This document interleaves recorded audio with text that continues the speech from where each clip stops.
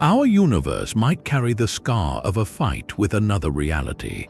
This is not science fiction, but a serious scientific hypothesis centered on one of the cosmos's deepest puzzles. That puzzle is called the CMB Cold Spot, a mysterious bruise on the oldest light in existence. By the end of this, you will understand the evidence that could prove we are not alone in the grandest sense imaginable.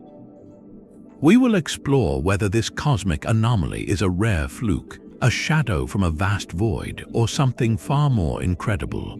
What does it feel like to stand on the brink of such a discovery? To find a bruise, you first need to know what normal skin looks like. For the universe, that normal state is a faint, almost perfect glow that fills every direction of the sky.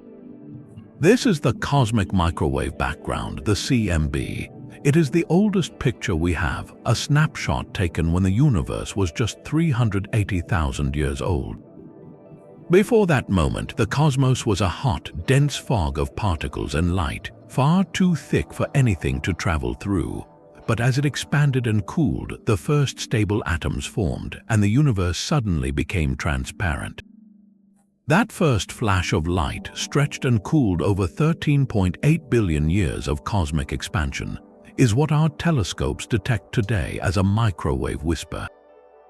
Its temperature is remarkably even, just 2.725 degrees above absolute zero, a testament to the universe's smooth, uniform beginnings.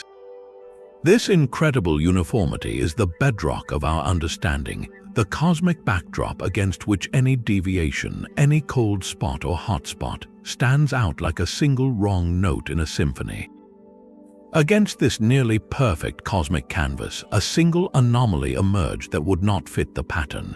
In the early 2000s, data began streaming back from a revolutionary NASA satellite called WMAP, the Wilkinson Microwave Anisotropy Probe.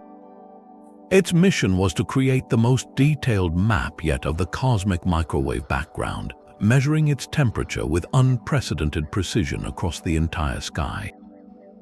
Scientists expected to see the predicted tiny ripples, the seeds of all future galaxies. But as they processed the data, one feature stood out starkly. In the southern constellation of Eridanus, there was a vast patch of sky, many times larger than our full moon, that was significantly colder than its surroundings. To visualize these maps, scientists use a simple color code. Regions slightly warmer than the average background are often shown in reds and yellows, while cooler regions appear in blues. Most of the sky is a mottled mix of these colors, like a pointillist painting of the early universe. But the Eridanus region was a deep, expansive blue, a pronounced chill in the cosmic glow. The temperature difference is almost unimaginably small in human terms, about 70 microkelvin colder than average. To put that in perspective, a microkelvin is 1/1,000,000th of a degree. Yet in the exquisitely sensitive world of cosmology, where we measure variations of a few millionths of a degree, this was a massive and startling deviation.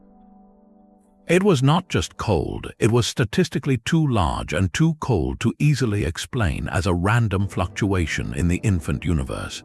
The WMAP team noted it cautiously, a curiosity that demanded further scrutiny. Then, years later, the European Space Agency's even more sensitive Planck mission surveyed the sky, its instruments designed to test every assumption.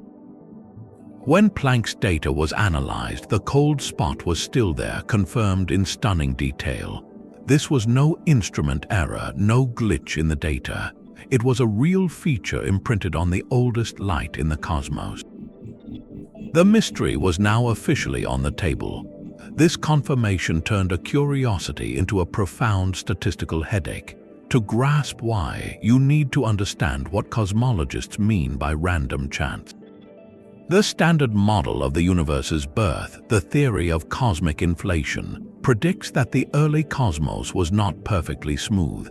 It was filled with quantum jitters, tiny fluctuations in density that were stretched to enormous sizes during a period of hyper-fast expansion. These primordial ripples are the reason we have galaxies and voids today, and they show up in the CMB as a beautiful, speckled pattern of hot and cold patches. Think of it like the static on an old television screen, a natural background noise with a very specific character. Most of the patches are relatively small, and their temperatures vary within a predictable range. The cold spot in Eridanus shatters that expectation. It is enormous, spanning an area of sky about 5 degrees across.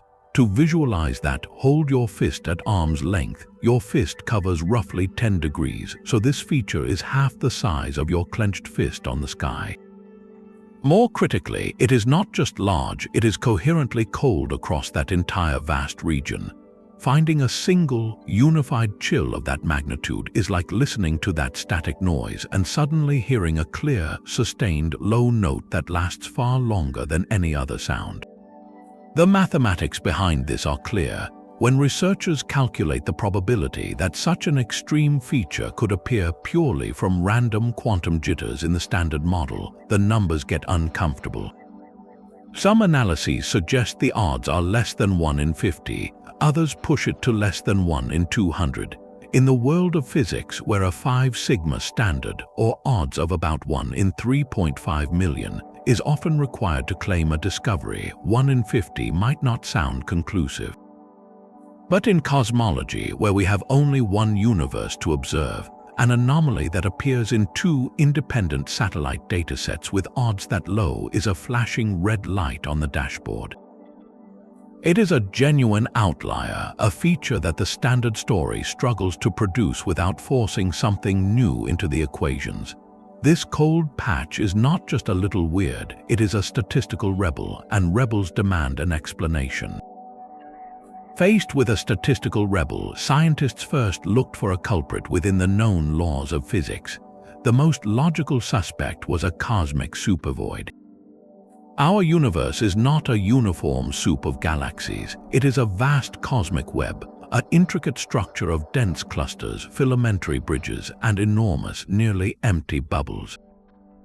A supervoid is the largest of these bubbles, a region of space hundreds of millions of light-years across that contains far fewer galaxies and clusters than the cosmic average. It is not a perfect vacuum, but it is profoundly empty. The hypothesis was elegant. Perhaps between our telescopes and the distant surface of the cosmic microwave background, one of these immense voids lies directly in our line of sight. If light from the early universe had to pass through it on its way to us, that journey could leave a mark. This is where a subtle but powerful effect comes into play, known as the integrated Sachs-Wolf effect. To understand it, think of a beam of light as a tiny marble rolling across a landscape of hills and valleys, where those hills and valleys are created by the gravity of matter. In a static universe, a light beam rolling into a gravitational valley like a supercluster would gain energy climbing out, perfectly regaining what it lost going in. But our universe is not static, it is expanding, and that expansion is accelerating due to dark energy. This changes everything. As light enters a vast, growing supervoid, the gravitational landscape itself is stretching and flattening under cosmic expansion. When the light finally climbs out, the valley is not as deep as it was when the light entered. The light expends less energy to escape than it gained falling in, resulting in a net gain of energy, which we see as a slight warming. Conversely, and this is the key for the cold spot, when light passes through a supervoid, it loses a tiny amount of energy overall. This energy loss translates directly into a lower temperature, a cold imprint stamped onto that ancient light. So the theory was clear: a truly colossal supervoid directly in front of the cold spot could, through this integrated Sachs-Wolf effect, create the precise chill we observe. It was a perfect, testable explanation using well-understood physics. The hunt for the phantom void began.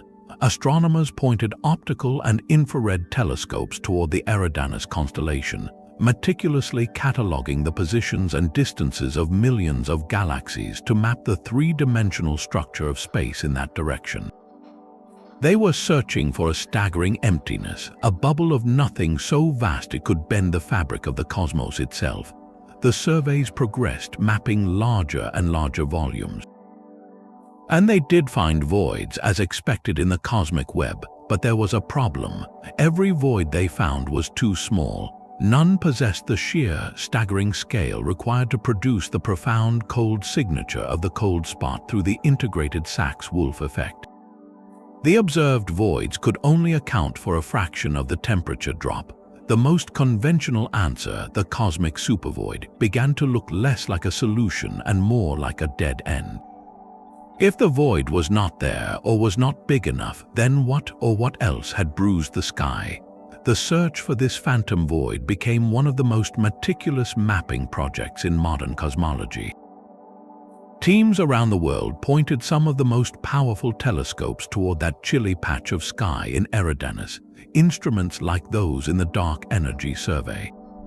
Their goal was not to look at bright stars, but to painstakingly catalogue the faint, red glows of distant galaxies, millions of them. By measuring their light, astronomers could determine each galaxy's distance, building a three-dimensional chart of the universe in that specific direction. They were essentially taking a core sample of the cosmos, drilling a narrow, impossibly long cylinder through space and time to see what structures lay between us and the edge of the observable universe. They were looking for the signature of a true cosmic desert, a void so staggeringly large and empty that its gravitational shadow could chill the ancient light. And after years of analysis, the surveys did reveal something. They found evidence of a significant underdensity, a region where galaxies were more sparse than average. One study even identified a potential chain of connected voids, like a string of cosmic bubbles. For a moment, it seemed the mystery was solved, but the closer they looked at the data, the more a new problem emerged. The voids were indeed large by human standards, spanning hundreds of millions of light years. Yet in the grand scheme of the cosmic web, they were not extraordinary. More critically, the math was unforgiving. The degree of cooling predicted by the integrated Sachs-Wolf effect depends precisely on two factors: the sheer size of the void and its profound emptiness. The structures found in Eridanus, while notable, failed on both counts. They were not vast enough and they were not empty enough. Their gravitational footprint was simply too shallow to account for the deep, coherent cold we see imprinted on the microwave background.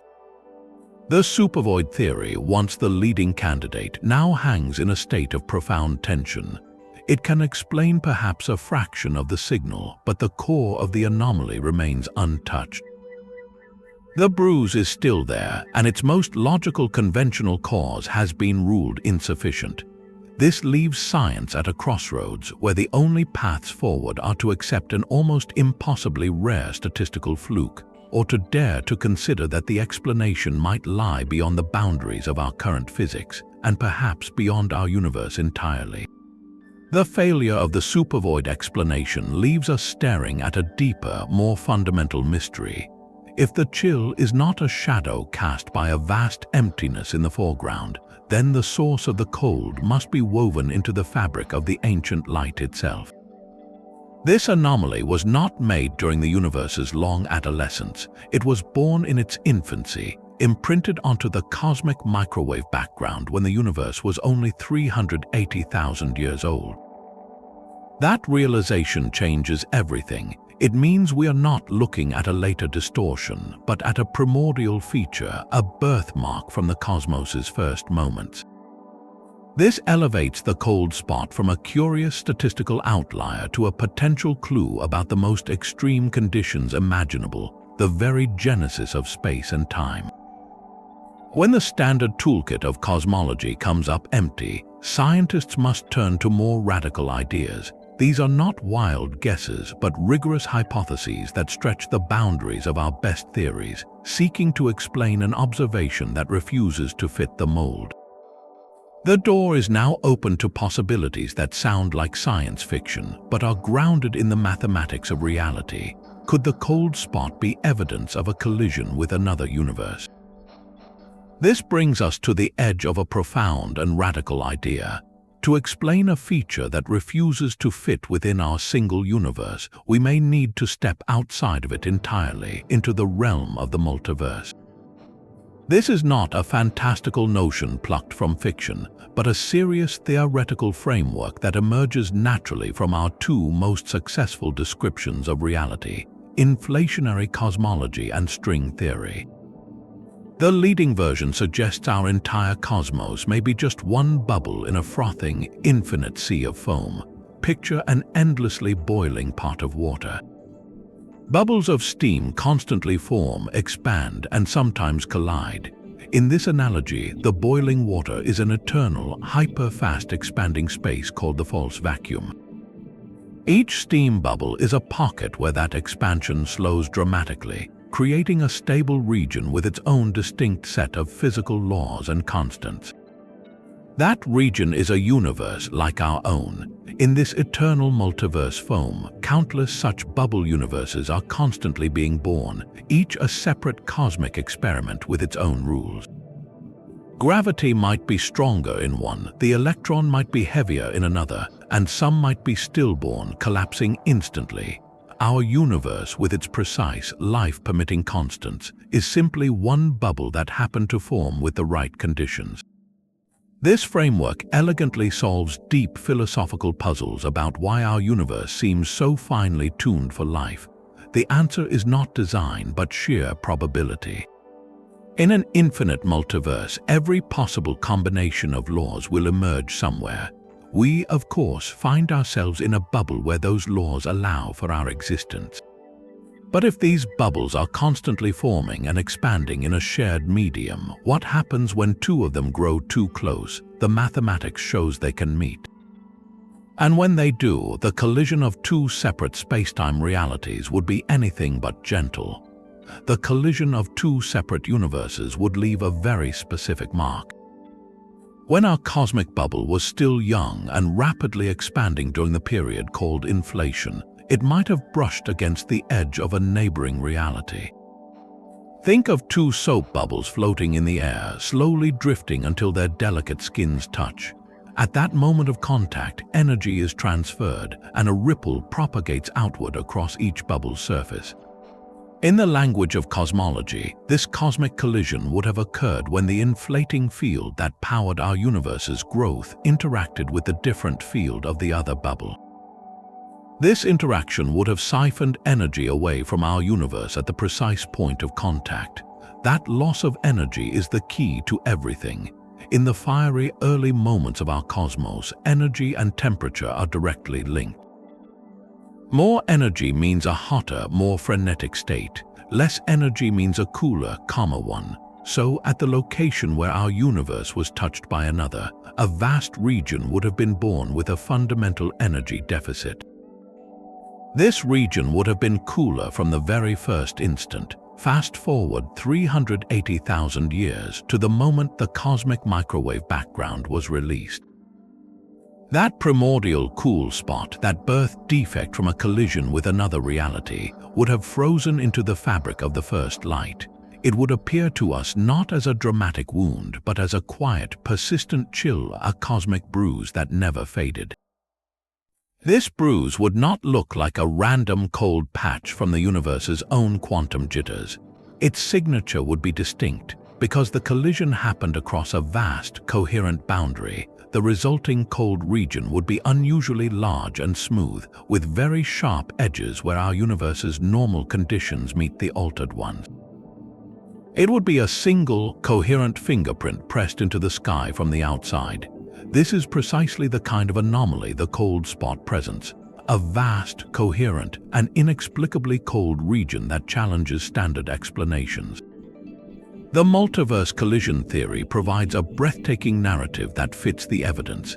It tells a story where our entire observable cosmos bears the gentle, ancient scar of a meeting with another world entirely. So the physics of this cosmic bruise comes down to a simple, profound principle. Energy cannot be created or destroyed, only transferred.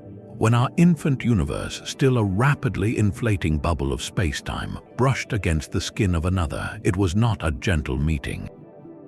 It was a fundamental exchange. theorists like Laura Mersini-Horton and her colleagues worked through the complex mathematics to describe what that exchange would look like.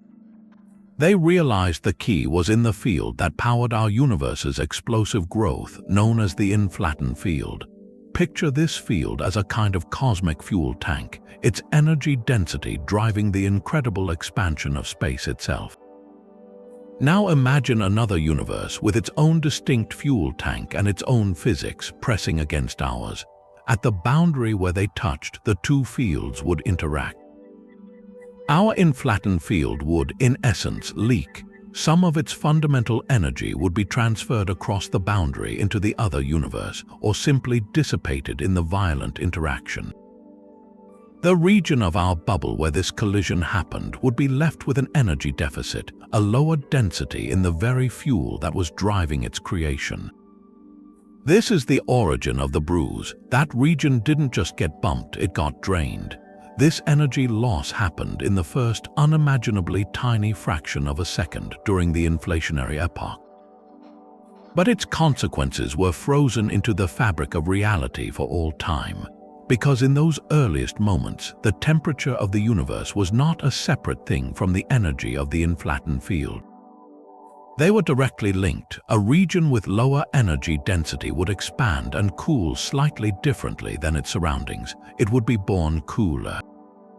Think of a balloon being inflated. If one patch of the rubber is thinner or has less elastic energy, it will stretch differently, creating a distinct, permanent feature on the balloon's surface. In our universe, that thinner patch was set during inflation. Then, over the next several 100,000 years, the universe evolved according to the standard story of the Big Bang, cooling from a searing plasma. But that bruised region started cooler, and it stayed cooler. When the universe finally became transparent at 380,000 years old, releasing the cosmic microwave background light, that temperature difference was imprinted directly into the photons. The cooler region emitted cooler light. What we see today in the Eridanus constellation is the ghostly afterimage of that energy theft, a shadow cast not by an object within our universe, but by a passing touch from outside of it. The cold spot is not a void shadow, but a fossil. It is the cooled scar tissue from a wound our cosmos suffered at the moment of its birth, in a collision with another reality entirely. The true test of any radical idea is whether it can predict the unknown. A multiverse collision is a breathtaking story, but science demands more than a good narrative. It requires hard, falsifiable predictions. Could a theory born from a single anomaly actually forecast other features of our cosmos? Remarkably, some versions of the collision hypothesis did just that. Proponents of the model, like theoretical physicist Laura Mersini-Horton, didn't just explain the cold spot after the fact. They used their equations to make specific forecasts about other large-scale structures in the universe, forecasts that could be checked against future data. This is where the hypothesis moves from fascinating speculation into the realm of serious scientific inquiry. The logic was this: if our universe was indeed shaped by an early encounter with another bubble, that traumatic birth would have left more than one scar. The collision would have sent ripples through the very geometry of spacetime, imprinting a specific signature not only on the temperature of the cosmic microwave background, but on the distribution of matter across the cosmos. The theory pointed to several potential fingerprints. One key prediction involved the grand tapestry of galaxies themselves. The model suggested that the same gravitational shockwave that created the cold spot would have also suppressed the formation of very large-scale structures in a specific way.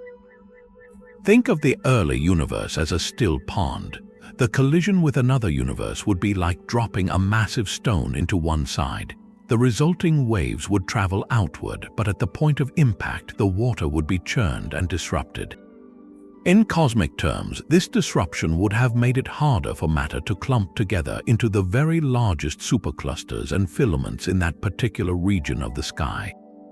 The prediction, then, was for a measurable dip in large-scale structure, a cosmic quiet zone that should correlate with the direction of the cold spot. When astronomers later analyzed massive galaxy surveys, they found something intriguing. There does appear to be a notable underdensity, a strange lack of the largest structures in roughly the same part of the sky as the cold spot. It's not a perfect one-to-one match, but the correlation is striking and unexpected under standard models. Perhaps even more technical but profoundly significant were predictions about the very first patterns in the cosmic microwave background.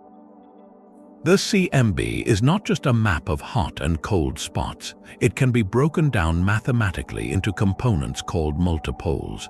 The dipole is the largest asymmetry, caused mostly by our own motion through space. The quadrupole and octupole are the next largest patterns, representing the fundamental shape and first wrinkles of the infant universe. In a perfectly random, isotropic cosmos, these patterns should be oriented randomly with respect to each other. But the collision hypothesis predicted something different. It suggested that the shock of the impact would have aligned these largest patterns in a specific way, breaking the expected statistical symmetry.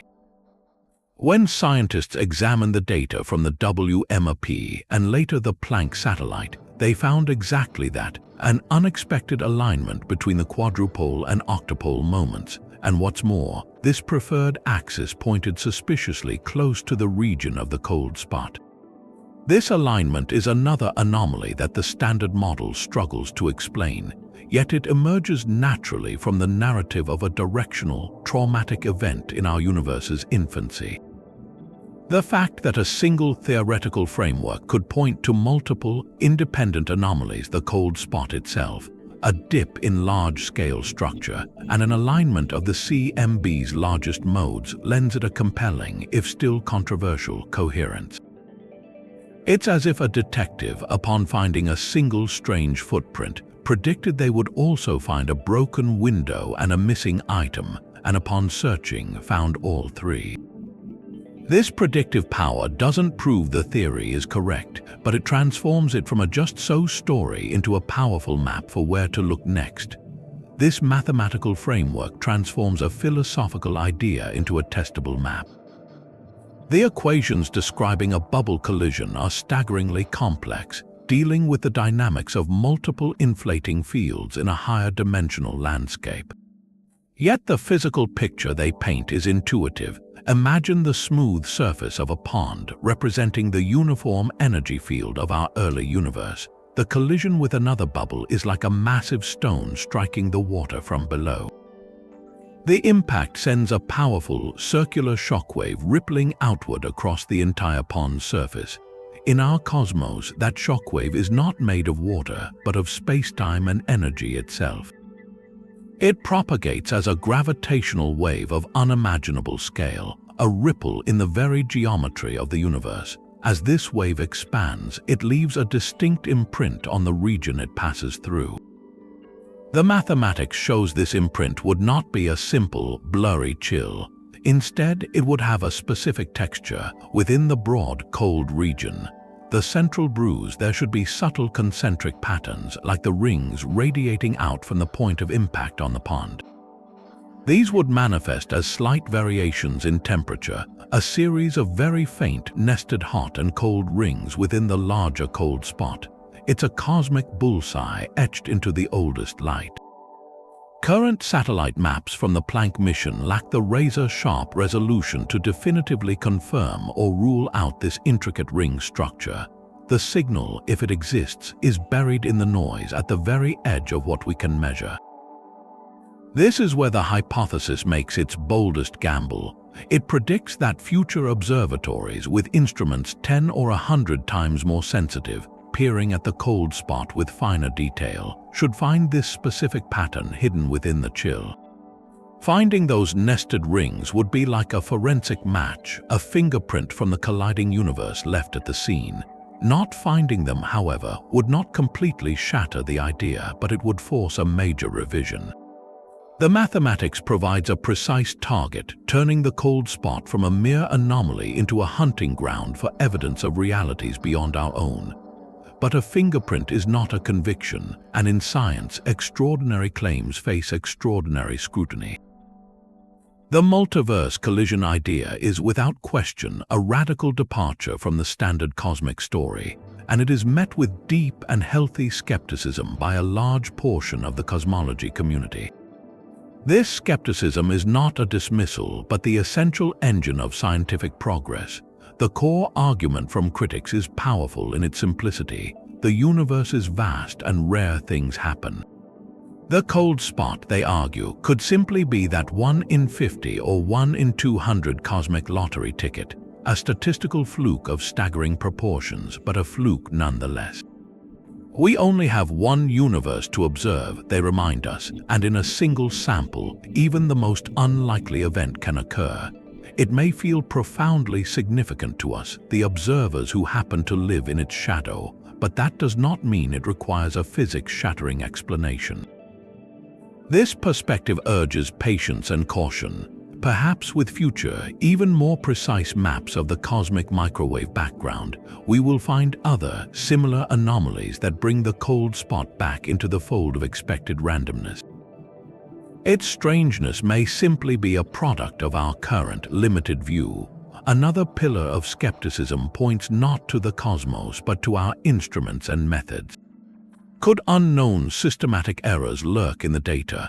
The satellites that mapped the CMB, WMAP, and Planck were marvels of engineering, but they operated in a complex environment.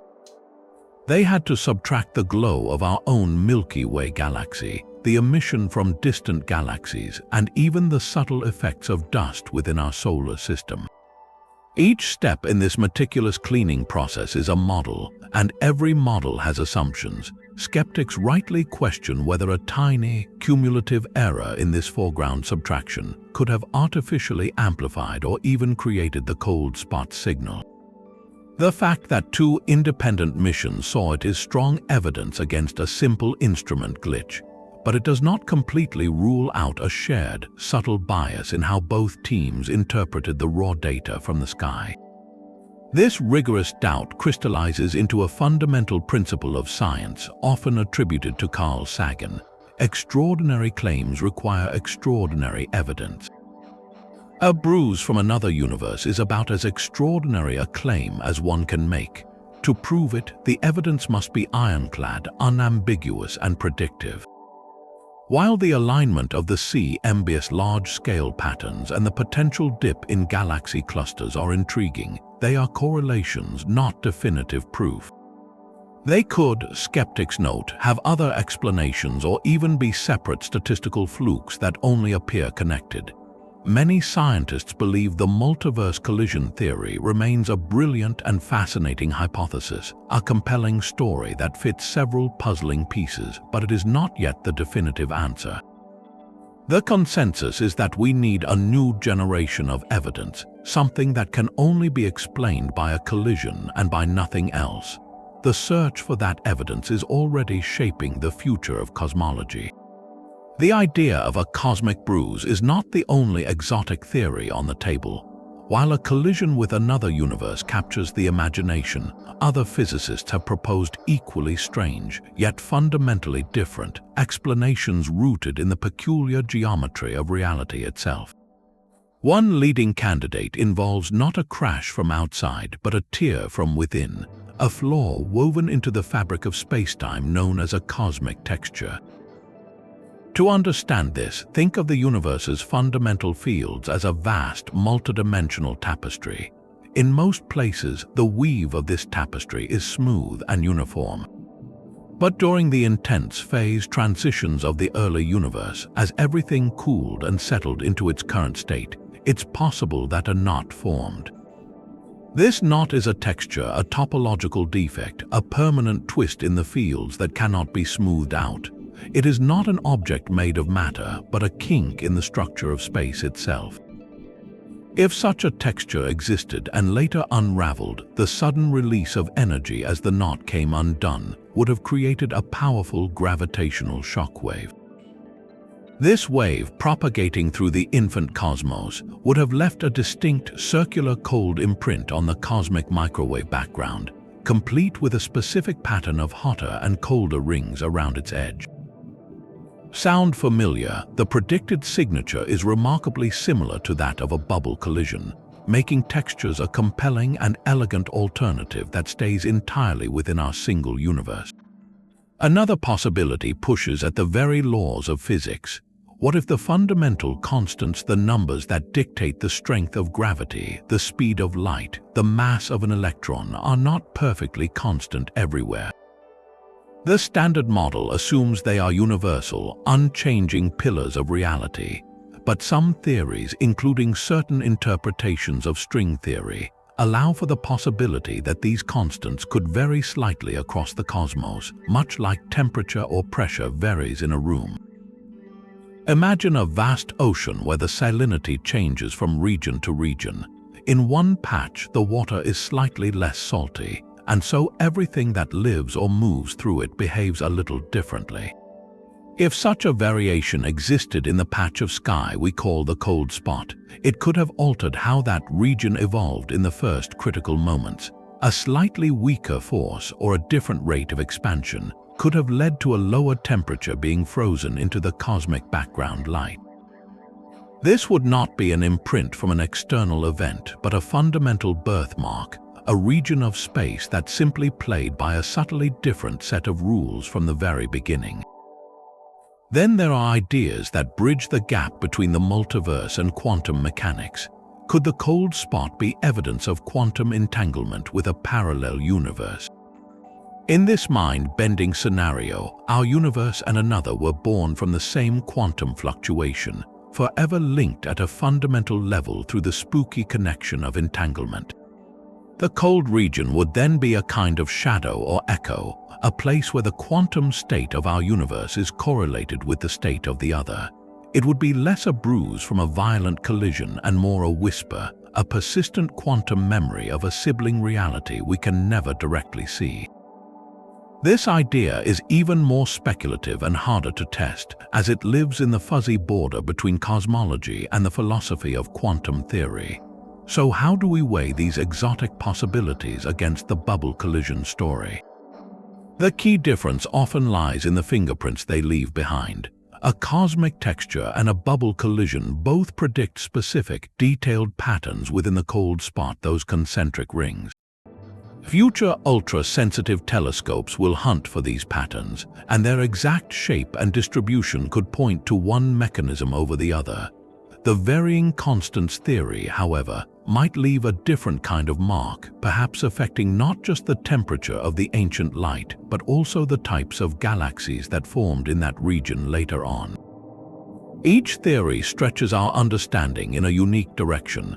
Textures ask us to accept permanent knots in spacetime, varying constants challenge the uniformity of physical law, and quantum entanglement suggests invisible threads tying realities together. The bubble collision model stands out because it offers a more complete, if dramatic, narrative that ties together several large-scale anomalies. The cold spot, the aligned patterns, the lack of huge structures. It tells a story with a beginning, an event, and a consequence. The others often explain the single feature, but not necessarily the full suite of cosmic oddities. This crowded field of explanations reveals something profound. The cold spot is more than a mystery, it is a catalyst. It has forced cosmologists to think far beyond the textbook, to draft blueprints for realities that defy common sense, all in pursuit of a single, stubborn patch of cold on an ancient map of light.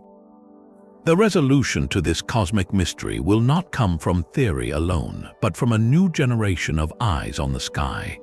We are on the cusp of a data revolution in cosmology, one that will map the ancient light and the cosmic web with a precision that was pure fantasy just a decade ago. Leading this charge are ambitious new projects designed to stare directly into the heart of the cold spot. On the high, dry plateaus of Chile's Atacama Desert, the Simons Observatory is already under construction. Its suite of ultra-sensitive telescopes will scan the cosmic microwave background with a resolution and sensitivity far beyond what Planck or WMAP could achieve. It will not just see the cold spot, it will dissect it.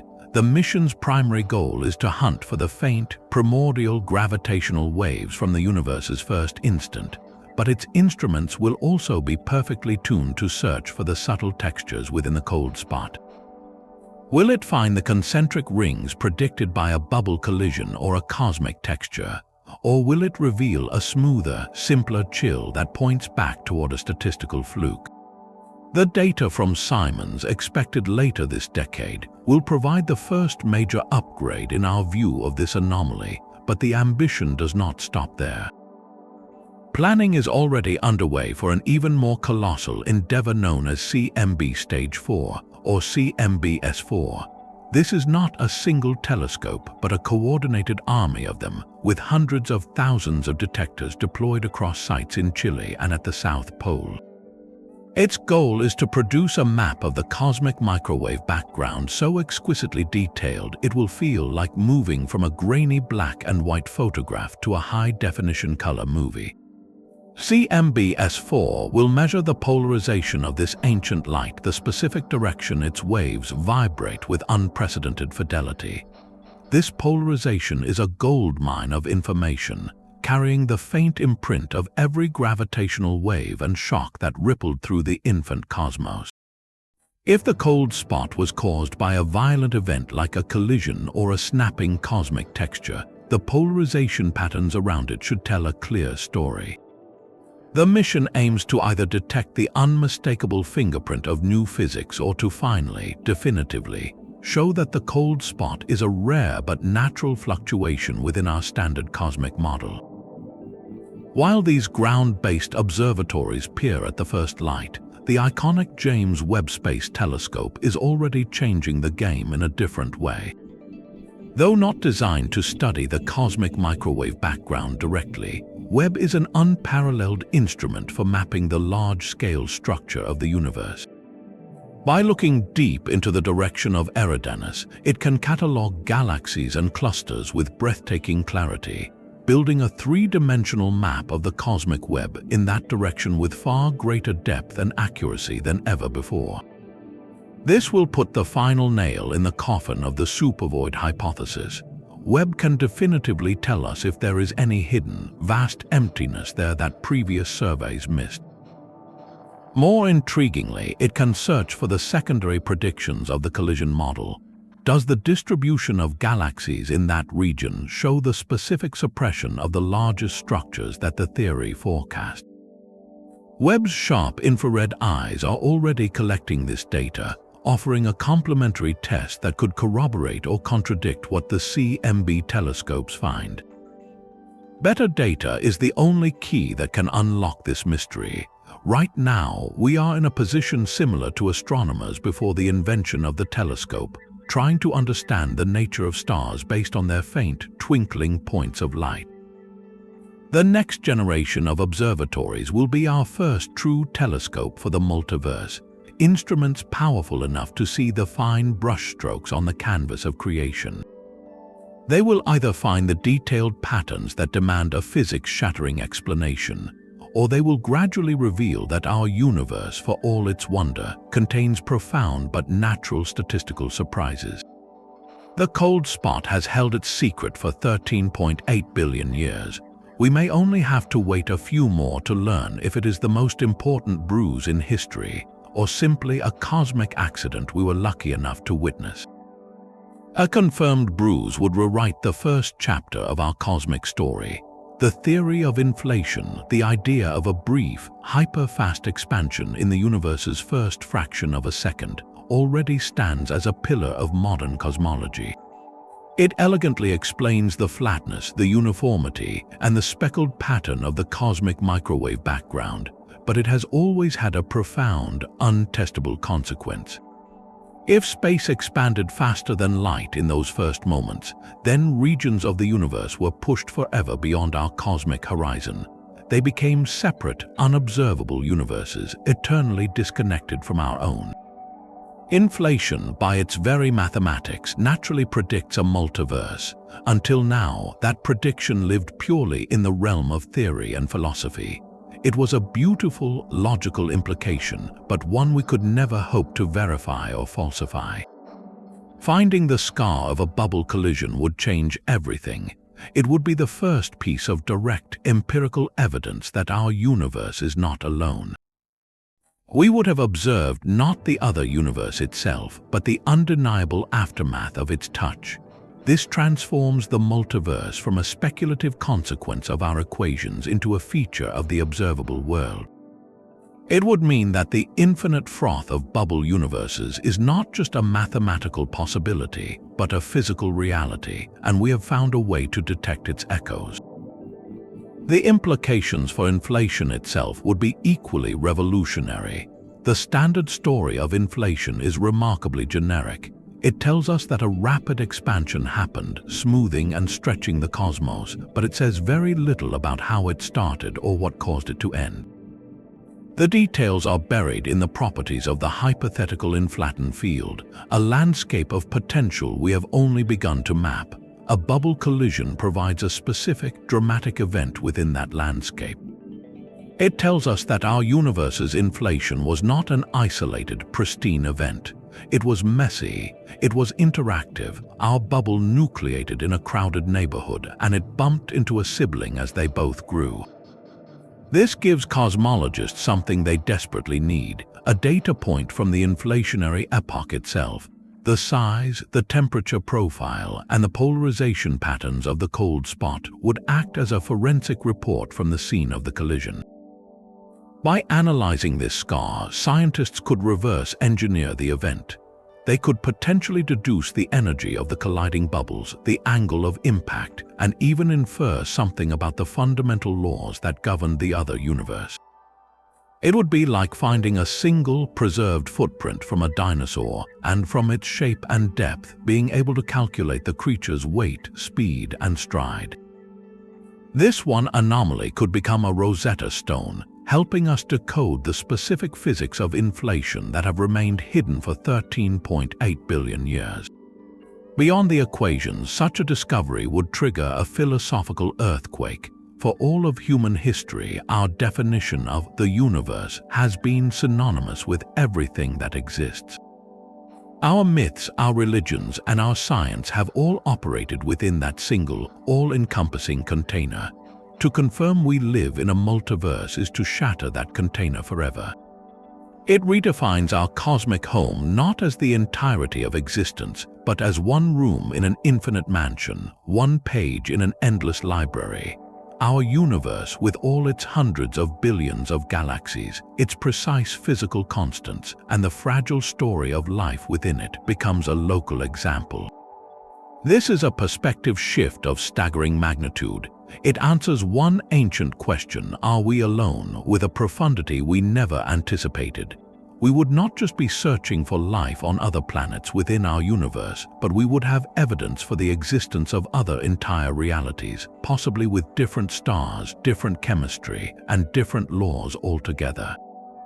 Some of those universes might be stillborn, collapsing instantly. Others might be vast, dark, and empty. A rare few, like ours, might have just the right conditions for complexity and consciousness to emerge. This realization carries a deep humility. Our fine-tuned, life-permitting cosmos is not a special creation, but a fortunate accident in an endless cosmic lottery. Yet it also carries a strange wonder. In an infinite multiverse, every story that can be written is written somewhere. The discovery of a bruise would be our first, trembling step out of our solitary cosmic cradle, a glimpse into a totality so vast it forever changes what it means to be here. Such a discovery would force us to confront a new and staggering view of reality. It would mean that the physical laws we take as absolute and universal, the strength of gravity, the mass of an electron, the very speed of light, are not fundamental truths etched into the cosmos. They are more like local customs, the particular way things settled down in our neighborhood after the chaos of creation. In a multiverse born from eternal inflation, every possible variation of these constants will emerge in some bubble somewhere. This is what cosmologist Max Tegmark calls a level 2 multiverse, a vast ensemble of universes where the fundamental numbers in the equations of physics are different. In one bubble, gravity might be so strong that stars burn out in 1,000,000 years, collapsing instantly into black holes. In another, the nuclear forces might be too weak to bind protons and neutrons, leaving a universe of only hydrogen and helium with no complex chemistry possible. Our universe, with its precise balance that allows for stars, planets, and life, is not a designed masterpiece but a winning ticket in an infinite cosmic lottery. The cold spot, if it is a bruise, is our first tangible proof that this lottery booth exists. It tells us that our local laws are not the only game in town. They are simply the rules of the particular bubble we happen to inhabit. This reframes the ancient human question of why the universe seems so finely tuned for our existence. The answer is not a guiding intelligence, but the sheer, mind-numbing statistics of infinity. In an endless multiverse, every possible combination, no matter how unlikely, will occur somewhere. We could not possibly find ourselves in a universe that does not permit our own observation. This idea, known as the anthropic principle, moves from a philosophical curiosity to a practical framework if we have evidence of other cosmic bubbles. It becomes the most logical explanation for our own unlikely existence, but this leads to an even more profound question. If our bubble is one of countless, could others harbor life? The answer depends entirely on what you mean by life. If life requires complex chemistry based on carbon and liquid water, then only a tiny, precious fraction of universes with constants almost identical to ours would qualify. But if we think more broadly, if life is any form of complex, self-sustaining information processing, then the possibilities explode. In a universe where the strong nuclear force is slightly stronger, perhaps nuclei form more readily, creating an entirely different periodic table of elements, leading to exotic chemistries we cannot fathom. In a universe dominated by different forces, the very substrate of reality might be different.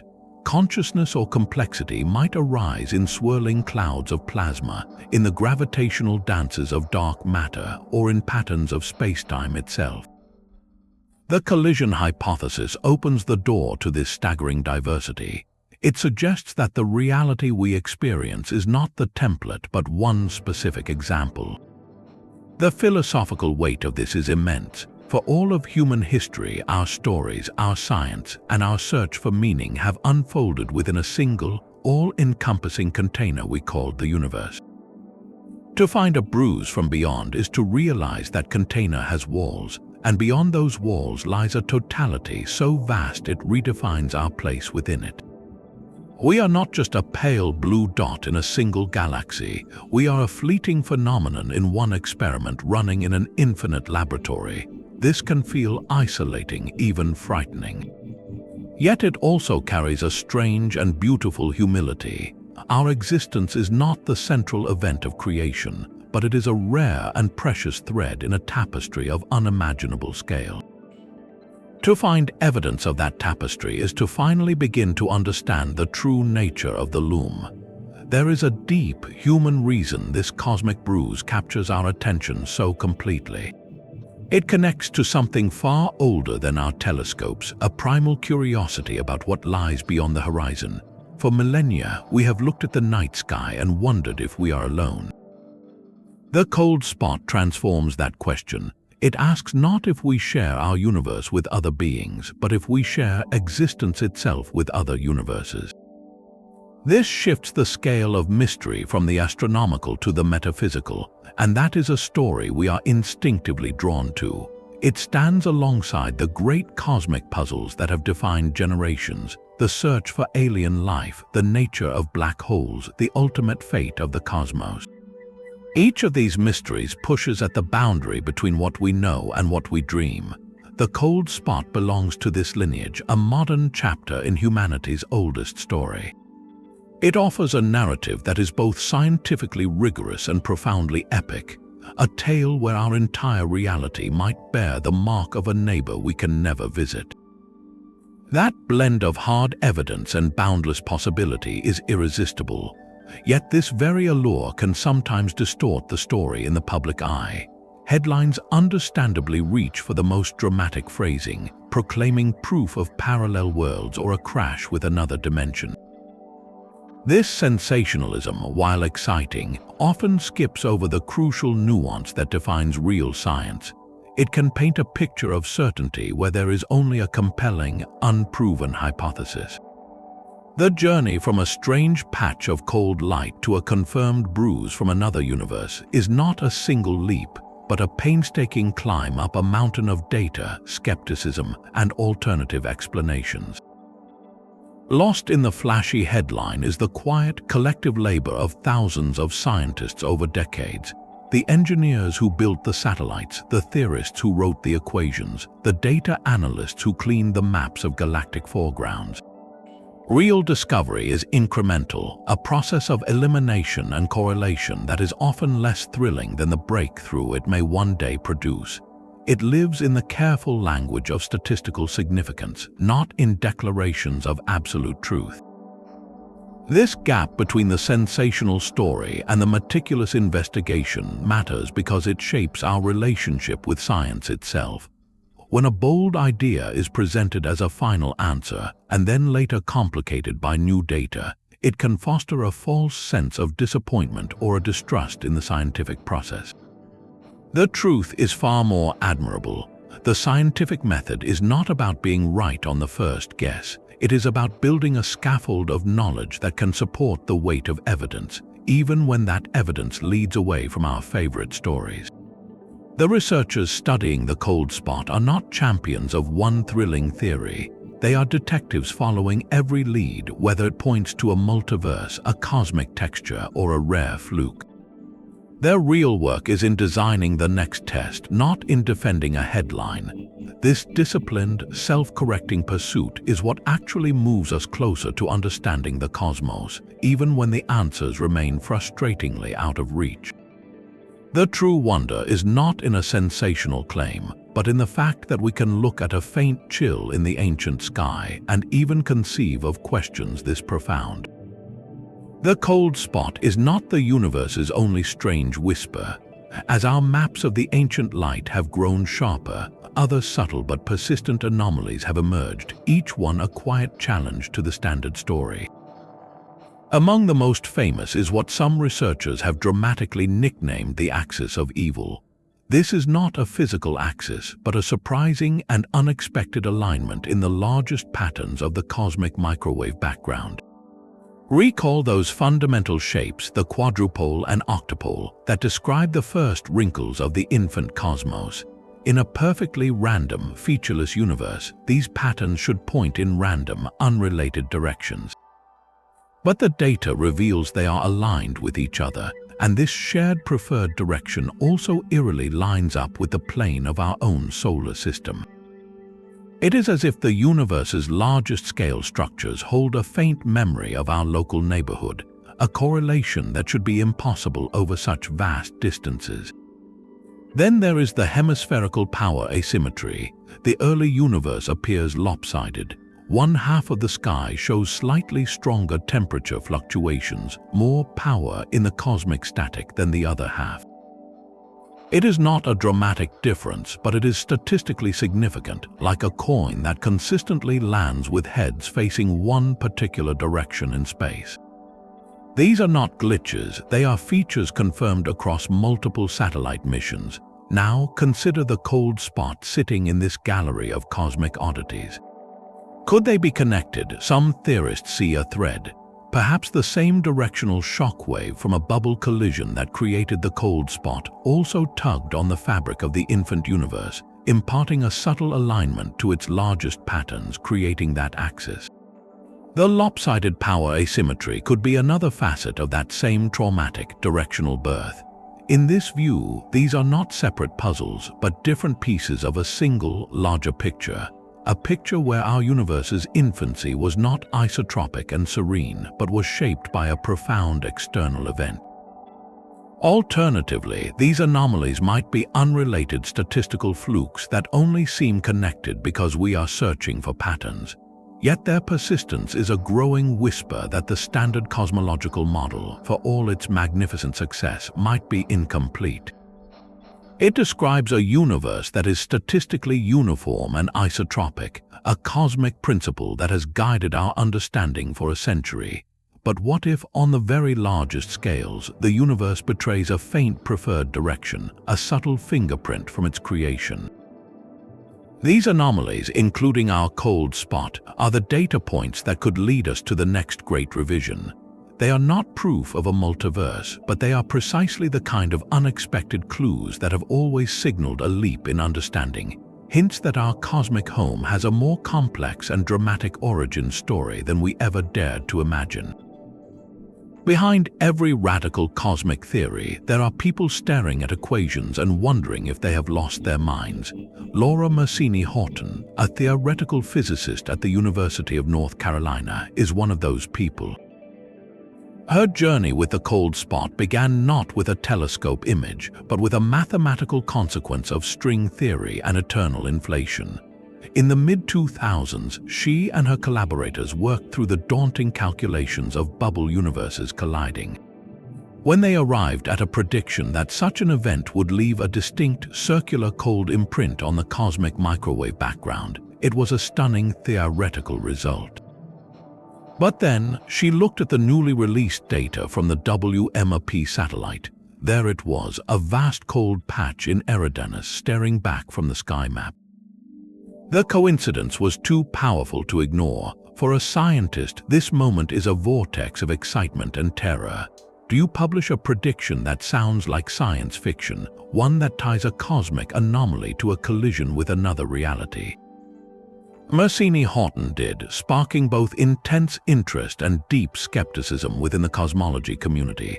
Her story is one of intellectual courage, of pushing a beautiful mathematical idea into the harsh light of observational tests.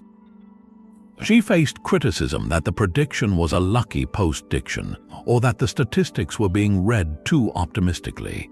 Yet she persisted, using the hypothesis to make further forecasts about large-scale structure, inviting the world to test her idea to destruction.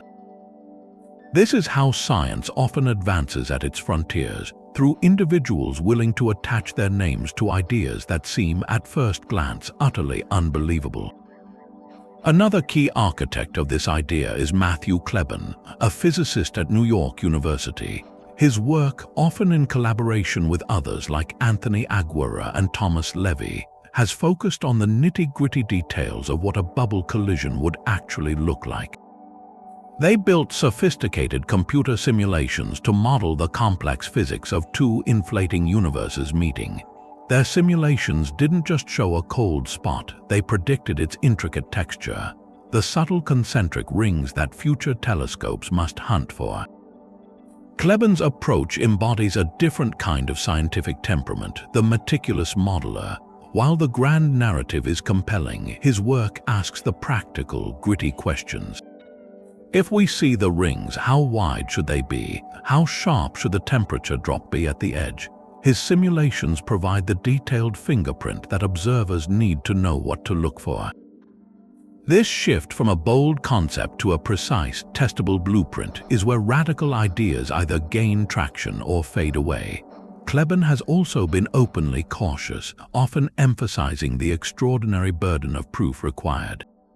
In talks and papers, he carefully outlines how alternative explanations like cosmic textures could mimic a collision's signature. This balanced stance is crucial.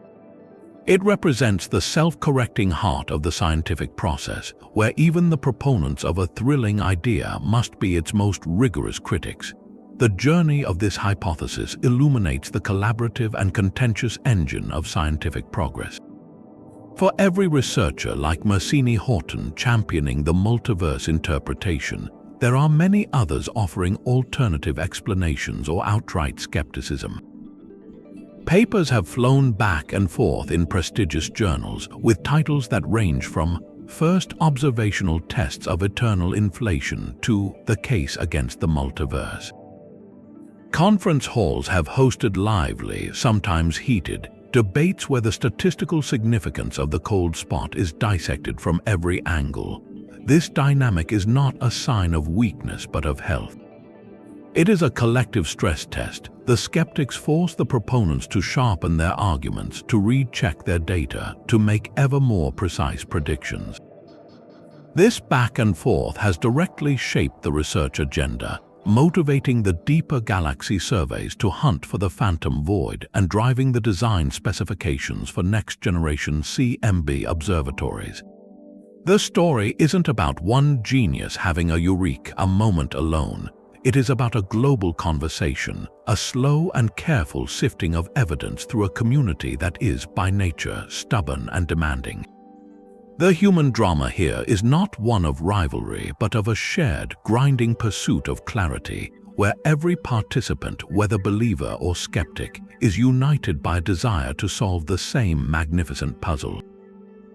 What does it feel like to work for years on an idea that could rewrite reality? For these scientists, it is a daily exercise in managing two minds.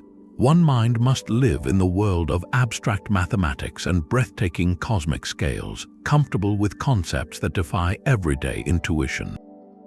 The other must be grounded in the mundane reality of grant proposals, peer review, and the painstaking analysis of noisy data from satellites millions of miles away.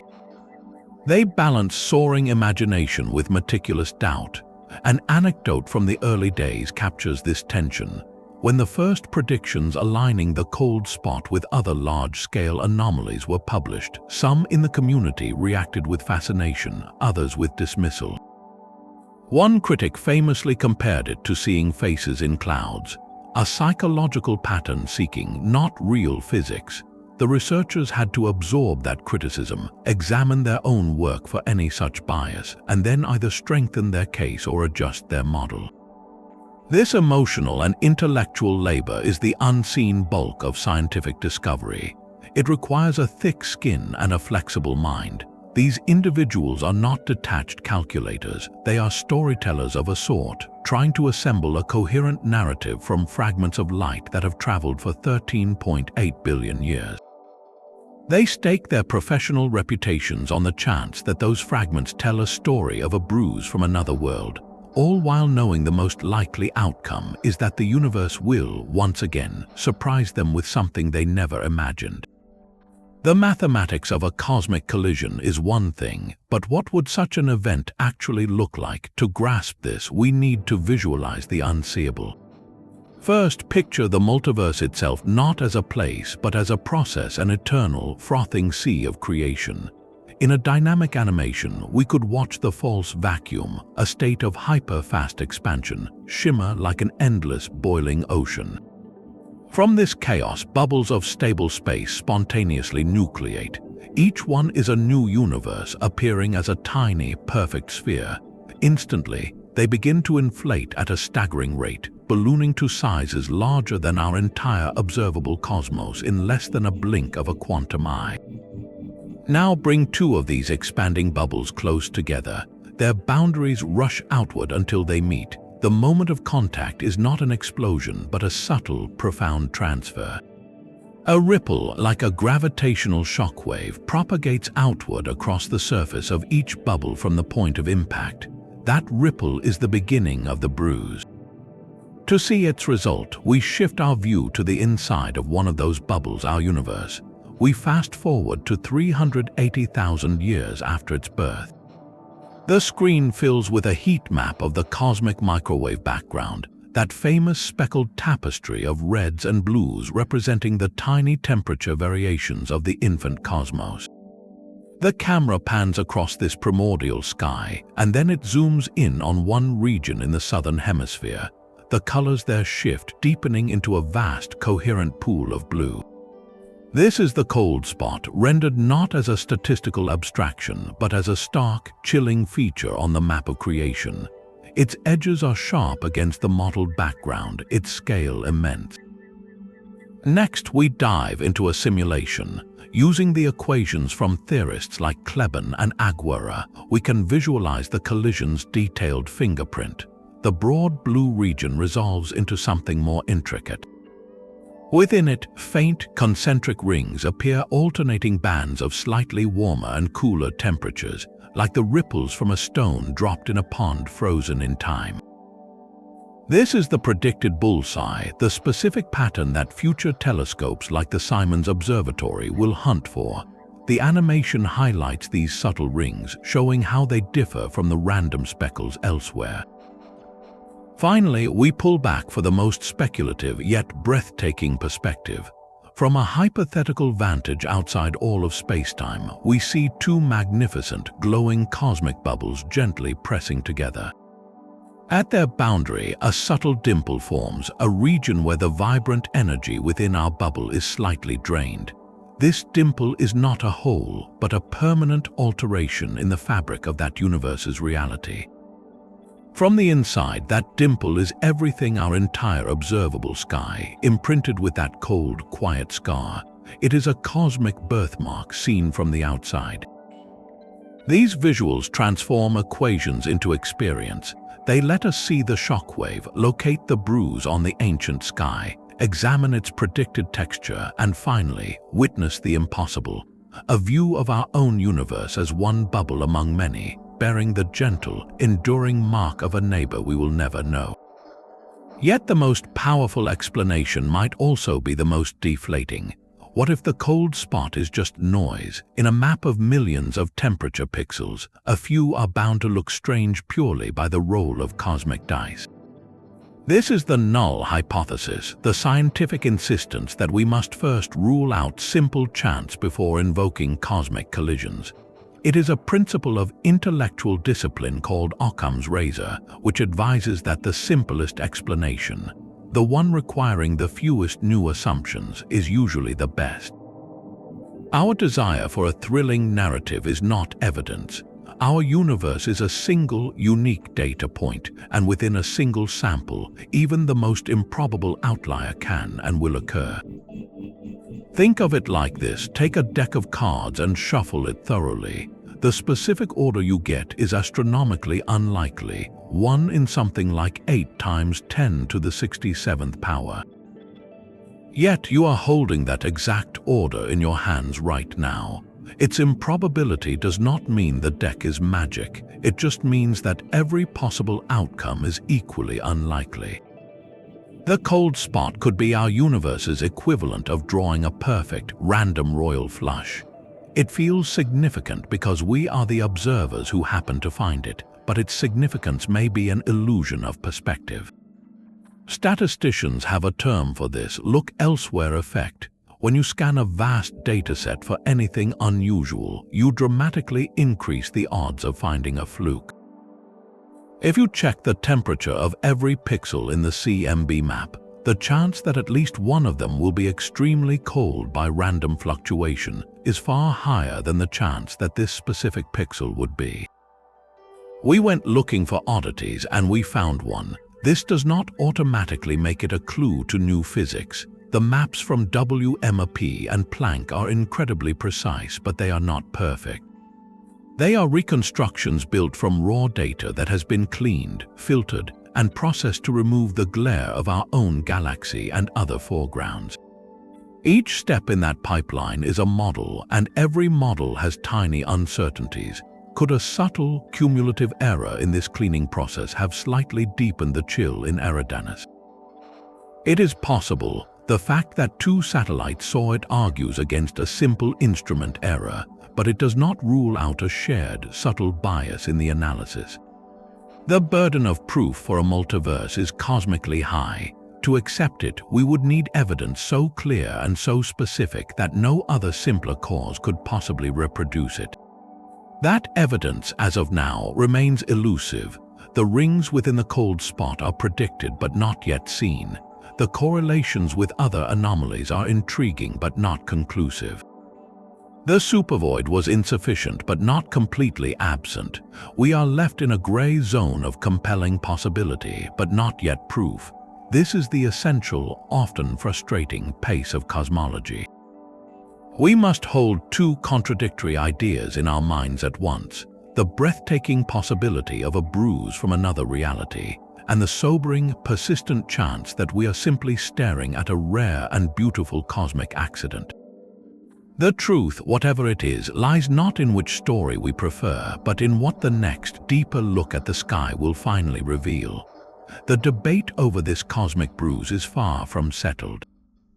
Right now, in universities and research institutes around the world, the cold spot is being interrogated with tools more powerful than ever before. This is not a closed case waiting for a verdict, but an active crime scene where new detectives arrive daily, each armed with sharper methods. The latest investigations are not building new satellites, but mining the existing data from missions like Planck with unprecedented statistical creativity. Recent papers have applied sophisticated machine learning algorithms to the cosmic microwave background maps, training computers to recognize the subtle, specific fingerprint of a bubble collision amidst the universe's natural background noise. These algorithms sift through the temperature and polarization data, not for a simple cold patch, but for the intricate concentric ring pattern predicted by theory. The results so far are tantalizingly ambiguous. Some analyses suggest there is a weak but detectable signal of such rings within the cold spot, a hint of structure that random noise should not produce. Others, using slightly different statistical priors or data cleaning methods, find no such evidence, arguing the region is consistent with a rare but smooth fluctuation. This back and forth is the sound of active science, a meticulous process of testing and retesting that inches closer to a reliable answer. The goal is to remove human bias from the search, to let the algorithms tell us if the bruise has a telltale texture we simply cannot see with our current eyes. Alongside this data mining, theorists continue to refine what we should be looking for. New papers explore the consequences of different types of collisions. What if the other universe had vastly different physical properties? What if the impact was glancing rather than head-on? Each scenario leaves a distinct imprint, not just on the temperature map, but in the way it polarizes the ancient light. These theoretical refinements create a more detailed wanted poster for the multiverse. They predict, for instance, specific correlations between the temperature cold spot and a unique pattern in the polarization data around its edges, a kind of twisted signature in the light's vibration. This gives observers a second, independent channel to verify any potential discovery in the temperature map. If both the temperature chill and the surrounding polarization swirl match the prediction, the case for an external cause becomes exponentially stronger. Other researchers are exploring even more exotic signatures, like subtle distortions in the images of distant galaxies caused by the gravitational wake of the collision shockwave, a fossil ripple still traveling through the cosmic web. These novel predictions ensure that the investigation is multidimensional, probing the anomaly with every tool physics can conceive. This constant churn of analysis and theory means the next breakthrough could come at any moment. It might arrive in the form of a preprint on an online archive, a paper that applies a brilliant new statistical lens to the Planck data and finds the rings with undeniable confidence. Or it could be a null result from the first observations of the Simons Observatory, data that smooths out the rings and pushes the mystery back toward the realm of statistical flukes. The field is in a state of productive tension, balanced on a knife's edge. For the scientists involved, it is an exhilarating and nerve-wracking time. They know they are working on a puzzle where the next data release, the next algorithmic innovation, could fundamentally alter our story of reality. It is a reminder that cosmology is not just about ancient light, but about the living, breathing process of discovery happening right now. The cold spot holds its secret, but the circle of light we are shining on it grows brighter and more focused with every passing month. The answer is written in the frozen whisper of the microwave background, and we are finally learning how to listen. The true weight of this mystery is not measured in microkelvins, but in the doors it could unlock. This one cold patch is far more than a cosmic curiosity. It is a potential key, a single, stubborn piece of evidence that could crack open our understanding of reality's deepest layers. At its core, the investigation into the cold spot is a direct assault on the most profound questions we can ask. Where did everything come from? What is the fundamental nature of existence? Are we, in the grandest possible sense, alone? These are not just philosophical musings, they are the ultimate goals of physics, and right now, our best path toward answering them may be studying this faint chill on an ancient map. Consider what is at stake. If the cold spot is a bruise from a collision, it does not merely add a footnote to cosmology. It provides the first observational handle on the era of inflation, that mysterious first fraction of a second that set the entire cosmic story in motion. Until now, inflation has been a brilliant theoretical framework supported by its consequences, like the universe's flatness and the pattern of the CMB. But we have had no direct data from the inflationary period itself. A confirmed collision scar changes that. It becomes a fossil from that hyper-fast expansion, a data point that lets us test specific models of how inflation began, how it ended, and what the inflattened field was actually like. We could move from general principles to specific history, rewriting the first chapter of the cosmic biography with empirical evidence. Furthermore, this mystery forces us to confront the very structure of reality. The standard model of cosmology describes a single, beautiful, self-contained universe. But that model now has anomalies, the cold spot, the axis of evil, the power asymmetry, that poke at its edges like fingers testing a soap bubble. Investigating the cold spot rigorously means we are stress testing the container of everything we know. We are asking if our universe is truly an island or merely one continent in a vast, perhaps infinite, archipelago. This is the cutting edge where meticulous observation meets the most profound theoretical speculation.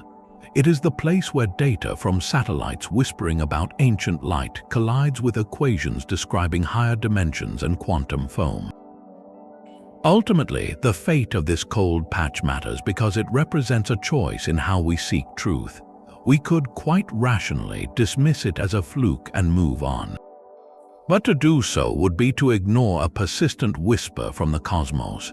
The scientific spirit is not just about explaining what fits neatly into our textbooks. It is about chasing the anomalies, the outliers, the data that refuses to behave. These are the clues that have always led to revolutions. The orbit of Mercury was a tiny anomaly in Newton's clockwork universe, and chasing it led to Einstein's theory of gravity. The slight shift in starlight during an eclipse confirmed that theory, reshaping our concept of space and time. The cold spot is an anomaly of that caliber. It is a cosmic whisper suggesting our current map of reality, for all its detail, might still be missing an entire continent. Whether the final answer points to a multiverse, a cosmic texture, or a staggering accident of chance, the pursuit itself reshapes our place in the cosmos. It teaches us humility before the data and courage in our theories. It reminds us that the universe is under no obligation to make sense to us, but that we are compelled to try to make sense of it, one mysterious, cold patch of sky at a time. The journey to understand this bruise, more than any specific destination, confirms a beautiful truth. We are a species that can look at a faint pattern of microwaves and dare to ask if it is the signature of another reality. That act of asking, fueled by evidence and disciplined imagination, is how we chart the unknown, one impossible question at a time. From a single, stubborn chill on a map of ancient light, we have journeyed to the edge of everything. We began with a simple anomaly, a cold patch in the cosmic microwave background that refused to fit the pattern. We chased it through conventional explanations, finding cosmic voids too small to cast such a profound shadow. That dead end led us to the precipice of radical ideas, where the bruise transformed from a curiosity into a potential fossil, a scar from our universe's violent infancy, a mark left by a collision with another reality entirely. We have weighed the compelling mathematics, the predictive power, and the healthy, rigorous skepticism that surrounds this breathtaking idea. The answer is not yet written in the stars. It may be a fluke, a texture, or a whisper from a sibling cosmos, But the pursuit of that answer, this meticulous sifting of light that has traveled for nearly 14 billion years, is a testament to something profoundly human. It is our refusal to accept a mystery without inquiry, to look at an outlier and dare to ask if it is the key to a larger truth. Every telescope pointed at that cold patch, every equation written to describe it, expands the territory of our understanding, regardless of the final verdict. So we leave you with this question to ponder, not as an end, but as an invitation to further wonder. In a cosmos of such staggering scale and mystery, what does it mean to be a species that can find a faint bruise on the sky and see in it the possible signature of another world?